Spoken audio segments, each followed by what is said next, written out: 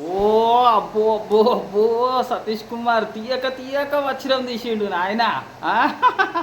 మరి ఏం తీసిండు తెలుసా? ఒకసారి చూడుండ్రి. అయితే ఈయన మొత్తం ఒక దందా కోసం, ఒక బిజినెస్ కోసమే అంతే. ఆ చర్చ్ పెట్టింది కూడా దానికోసమే. మొత్తం మీద అసలు ఆ వచనం కిందేంది ఉంది అని ఏమన్నా చదివిండా? ఏమీ తెలియదు. మళ్ళీ మీకేం అర్థమైంది అంటుండు. ఒకసారి ఏం చెప్పిండు ఒకసారి చూడండి సతీష్ కుమార్. దేవాలయమునకు ఎక్కి వెళ్ళుచుండగా మీకేమర్థమైంది? దేవుణ్ణి దూరం చేసుకునే ప్రతి ఒక్కడు కూడా దిగజారిపోతున్నాడు, దిగిపోతాడు. కానీ దేవుని దగ్గరకు వెళ్ళేవాడు ఎలా వెళ్తాడు? ఎక్కి వెళ్తాడు. నువ్వు ఎక్కి వెళ్ళేవాడిగా ఉంటావా, దిగజారిపోయేవాడిగా ఉంటావా? నీ ఇష్టం. రోజు రోజుకు దేవుని సన్నిధికి దగ్గరగా చేరేవాడిగా ఉంటావా, లేక దౌర్భాగ్యుడిగా మిగిలిపోతావు? నీ ఇష్టం.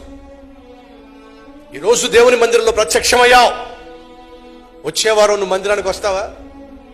దిగజారిపోతే రావు, పాపంలో దిగబడిపోతే రావు, పాపానికి దొరికిపోతే రావు. ఇప్పుడు డైరెక్ట్ గా మిమ్మల్ని అడుగుతున్నా, వచ్చేవారం నేను రానన్నవారు చూపించు. దిగిపోయేవాళ్ళు, దిగజారిపోయేవాళ్ళు, దౌర్భాగ్యమైన పనులు చేసేవాళ్ళు మందిరానికి క్రమంగా రాలేరండి. ఓకే, విన్నారు కదా. ఏం చెప్తుండు సతీష్ కుమార్? ఓ అరుస్తున్నావు ఏంటి భయ్? అరుస్తున్నావు ఎట్లా అరుస్తుంది చూడు. ఏంటంట? దేవాలయమునకు ఎక్కి వెలుచుండగా అట. ఏంటంట? దేవాలయముకు ఎక్కి వెలుచుండగా. కథ మా ఒక్క పాయింటే తీసుకున్నాడు. ఇక మిగతాది ఏం అర్థం కాలే అసలు. వాళ్ళు ఆ టైంలో పోతుర్రేది వాక్యం చెప్పి యేసు దగ్గర నడిపేనే దేవాలయం కాదని తెలుసు. ఎవరికి? యేసుకు తెలుసు, శిష్యులకు తెలుసు. కానీ యేసు దగ్గరకు నడిపేయాలని చెప్పి అంతే తప్పించి వేరేది ఏం లేదు అలా పోవడానికి కారణం. అర్థమైందా?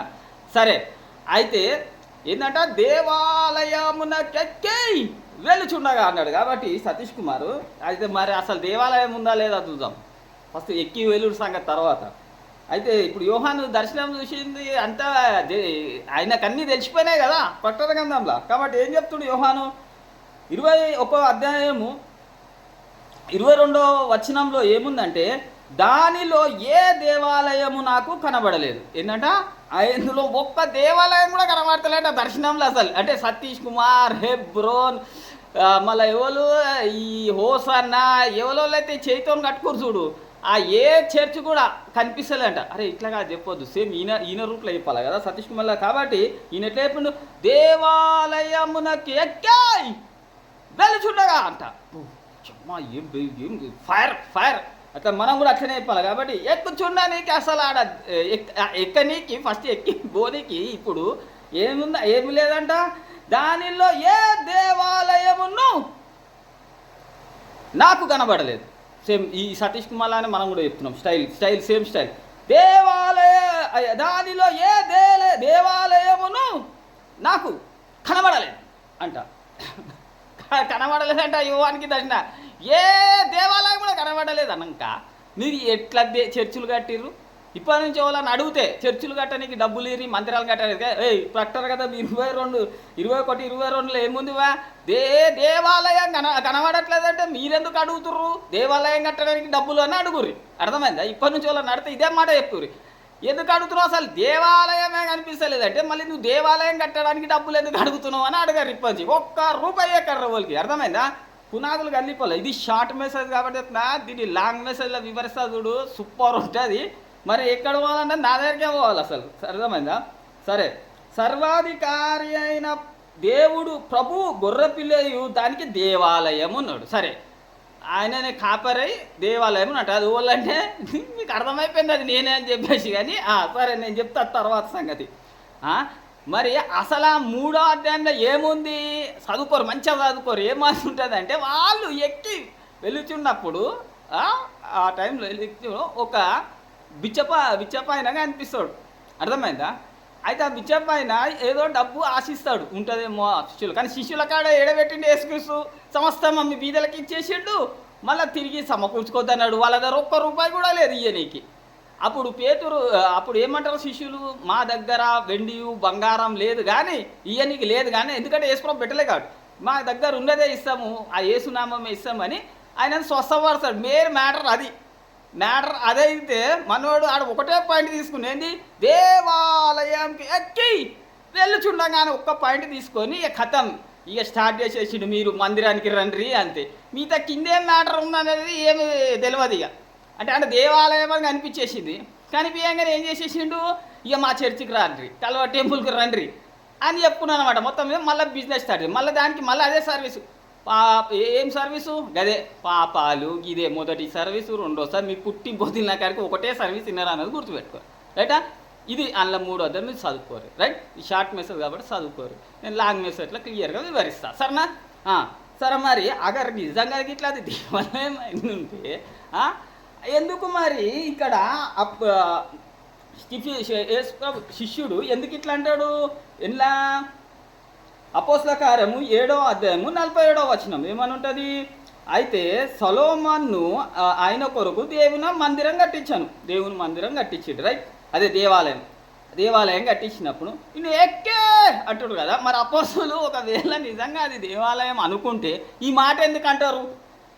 ఆయనను ఆకాశం నా సింహాసనము, భూమి నా పాదపీఠము, మీరు నా కొరకై ఎలాంటి మందిరం కట్టేదారు, నా కొరకై ఎట్లాంటి మందిరం కట్టేదారు అపోస్తులు అంటుర్రు, చెప్తున్నారు అన్నమాట వాళ్ళకు. అదే ఈ దేవాలయం కట్టుకున్న వాళ్ళకి చెప్తున్నారు. ఏం చెప్తున్నారు అంటే, ఆకాశం నా సొలొమోను దేవుని కోసం మందిరం కట్టే శుభాషణలు కాకుండా ఏంటంట, ఏమన్నాడంట దేవుడు, ఆయనను ఆకాశం నా సింహాసనం, భూమి నా పాదపీఠము, మీరు నా కొరకై ఎలాంటి మందిరం ఎట్లాంటి మందిరం కట్టేదారు అని అడుగుతున్నట. నా విశ్రాంతి స్థలం ఏది నా విశ్రాంతి స్థలము, కట్టిన బాగానే గోడలు, కానీ ఏది నా విశ్రాంతి స్థలం అంటున్నట. ఇవన్నీ నా హస్తకృతములు కావా అని ప్రభు చెప్తున్నాడు. అంటే ఇవాళ ఇక్కడ ఫస్ట్ మ్యాటర్ వాళ్ళు వచ్చింది, ప్రభు చెప్పిండు ఇవన్నీ నా హస్తకృతములు కావా అని. తర్వాత వాళ్ళు చెప్తారు, ప్రవక్తలు చెప్తారు అని. ప్రవక్తలు పలికిన, ఇప్పుడు ఇక్కడ ప్రభు చెప్పిండు, మళ్ళీ ఇంకోళ్ళు చెప్పారు, ప్రవక్తలు కూడా చెప్పారు అని. ప్రవక్తలు పలికిన ప్రకారము సర్వోన్నతుడు హస్తకృత ఆలయంలో నివసింపడు, ఎలా చేయితోని కట్టిన మందిరంలో నివసించడు అంట. అందుకే అక్కడ ఏమున్నది, అందులో ఏ దేవాలయము కనిపించలేదంట. చేయితోని కట్టిన మందిరము ఏ దేవాలయము కనిపించలేదంటే, మరి ఇప్పుడు హస్తకృత ఆలయంలో ప్రభువు చెప్పిండు, మళ్ళీ ప్రవక్తలు చెప్పిన ప్రకారము లేడు కదా. మరి లేనప్పుడు మీరు దేవుని మందిరం కట్టడానికి డబ్బులు ఎట్లా అడిగిండ్రు అని అడుగుతున్నా. దేవుడే లేడంట చేయి కట్టిన. అందుకే అక్కడ ఏ దేవాలయం కనమాడనప్పుడు మీరు డబ్బులు ఎట్లా అడిగిర్రు సాతానులారా అని అడుగుతున్నా, అర్థమైందా? కాబట్టి ఎవ్వరు అడిగినా నేను చెప్పిన వచనాలు చూపిర్రి, డబ్బులు అడిగితే ఇయ్యమని చెప్పుర్రి. దేవాలయమే కనబడనప్పుడు ఎందుకు ఇవ్వాలని అడుగుర్రి. ఎందుకంటే యోహాను చూసిన దర్శనం సత్యమా కదా, ఆయన యేసుప్రభు శిష్య కదా. మరి ఆయన చూస్తున్నప్పుడు దేవుడు ఆయనకు చూపిస్తుంది ఏంటిది, ఏ దేవాలయం లేదు యోహాన్ చెప్పు అంటే చెప్పేసిండు. ఇక ఏ దేవాలయం కాబట్టి ఏ హస్తకృత ఆలయము లేదని చెప్పేసిండు. మరి కనబడట్లేదంట కదా. ఆ కనబడని వాళ్ళు అందరు ఇలా పోతుర్రు, అగ్నిగుండంలో పోతుర్రా లేదా, రైట్. ఏంటంటే ఎన్ని లేఖనాలు చెప్పినా నేను అన్ని పర్ఫెక్ట్గా ఏడ నమ్ముతుర్రా నమ్ముతలే. చూద్దాం ఏంటిదంట, ప్రవక్త పలికిన ప్రకారము సర్వోన్నతుడు హస్తకృత ఆలయంలో నివసింపాడు. మస్కరులారా తిడుతున్నాడు ఇప్పుడు. ఎందుకంటే దేవుని వాక్యానికి లోబడకుండా మందిరాలు కట్టుకుర్రు. నేనే కదా అన్నీ. దేవుని కుమారుని లూకాసు వార్త 20 అధ్యాయం 20 అధ్యాయము 30 నుంచి 30 వరకు నేనే దేవుని కుమారుని లేఖనం చెప్పింది. దేవుని దాసుని కూడా ఎవరు, నేనే. ప్రకటన గ్రంథం 2వ అధ్యాయం 4వ వచనం. మళ్ళీ ఏంటిది, ప్రభు మెచ్చుకున్న యోగ్యుని కూడా నేనే. అది కూడా ఈ లూకాసు వార్త 20 అధ్యాయం 30 నుంచి 36 వరకు. ఇంకా ఎన్నో లేఖనాలు చెప్పినా కదా. మరి ఈ లేఖనాలని నమ్మకుండా ఉల్టా నన్ను తిడుతుర్రు. ఎవరే? నన్ను, పరిశుద్ధాత్ముడైన నన్ను తిడుతుర్రు. మీరు అపవిత్ర ఆత్మలైన మీరు పరిశుద్ధాత్ముడైన నన్ను తిడుతుర్రు. మళ్ళీ కట్టుకుంటే కుదురుతుంది అంటావా, దేవుడు ఊకుంటారు అనుకుంటావా? ఏంటిదంట చూడు అని. ప్రవక్తలు పలికిన ప్రకారము సర్వోన్నతుడు హస్తకృత ఆలయంలో ఉండాడు కాబట్టి ఇవ్వద్దు. మస్కర్లారా, హృదయంలోను చెవులను దేవుని వాక్యమునకు లోబర్చుకొను నీ వారులారా, మీ పితరులు మీరును ఎల్లప్పుడూ పరిశుద్ధాత్మను ఎదురుచుచున్నారంట. అంటే దేవుని వాక్యాన్ని ఏం చేస్తుర్రు, నమ్మకుండా ఇట్లా మందిరాలు కట్టుకున్నారు. మీరు ఎప్పుడు కూడా ఏంటంట పరిశుద్ధాత్ముని ఎదురుస్తుర్రంట. అంటే తిడుతుర్రా లేదా దేవుని వాక్యం? దేవుడు అంటుండు నేను దేవుని కుమారుని అంటే వీళ్ళు అంటున్నారు నన్ను సాతానని. దేవుని కుమారుడు అంటుండు, యేసుప్రభు అంటున్నాడు నన్ను దేవుని దాసుడు అంటే వీళ్ళు నన్ను బండ బూతులు తిడుతుండ్రు. మొన్న ఏమనబట్టే ఒకడు నీ క్రైస్తవుడు ఉండి మళ్ళీ వీళ్ళకి నేనన్నాను ఏమన్నా అంటేనేమో రావనుకుంటేనే తిట్టొద్దు అనుకుంటా. వాళ్ళు ఎన్ని తిట్టిరు నన్ను అంత మంట. ఏమని తిడుతుర్రు? నీ పెళ్ళాన్ని నా దగ్గరికి పంపు అన్నబట్టే, నా పెళ్ళాన్ని నీ పెళ్ళాన్ని నా పెళ్ళాన్ని అంటే వాళ్ళ దగ్గర పంపాలంట. కాబట్టి వానికి ఒకటే మాట చెప్పిన, ఏం చెప్పిన అంటే నాకు పెళ్ళి లేదు, లూకాసు వార్త 20:30 నాకు పెళ్ళామే లేదు, నీ పెళ్ళాం జాగ్రత్త అని చెప్పినాం. ఎందుకంటే నన్ను తీస్తే మరి ఆమె ఉంటుందో ఏ పోదు మరి ఏమని తెలుసు, మరి దేవుడు ఊరుకుంటాడా? మరి ఊరుకోడు కదా. అందుకంటే వీళ్ళక్కడ లేఖనాలు రావు, వచనాలు రావు, ఏమి రావు. కాబట్టి మరి ఎవరు ఆ దేవుని మందిరం అంటే మీకు మొత్తం కంప్లీట్ లైవ్లోనైతే మస్తు చెప్తా. ఈ షార్ట్ మెసేజ్ కాబట్టి చెప్తున్నా. కాబట్టి చెప్పురి ఎక్కి వెళ్ళు చూడగా అంటే ఎక్కి వెళ్ళని కాడ దేవాలయం లేదని చెప్తుంటే నువ్వు ఎక్కి రమ్మంటున్నావు ఏంటిది? దేవాలయం లేదని ఆడ అయిపోయా డిక్లేర్ అయిపోయాక ఇంకా ఎక్కి వచ్చుడే అని సతీష్ కుమార్ అని అడిగినారు. మరి ఏంటంటే మరి ఎక్కడున్నాడు ప్రభు? ప్రభు ఏంటంట దానిలో ఏ దేవాలయం నాకు కనబడలేదు. ప్రకటన గ్రంథము 21వ అధ్యాయం 22వ వచనం. అందులో ఏ దేవాలయం నాకు కనబడలేదు. సర్వాధికారి అయిన దేవుడు ప్రభు అయిన గుర్రపిల్లయే దానికి దేవాలయం.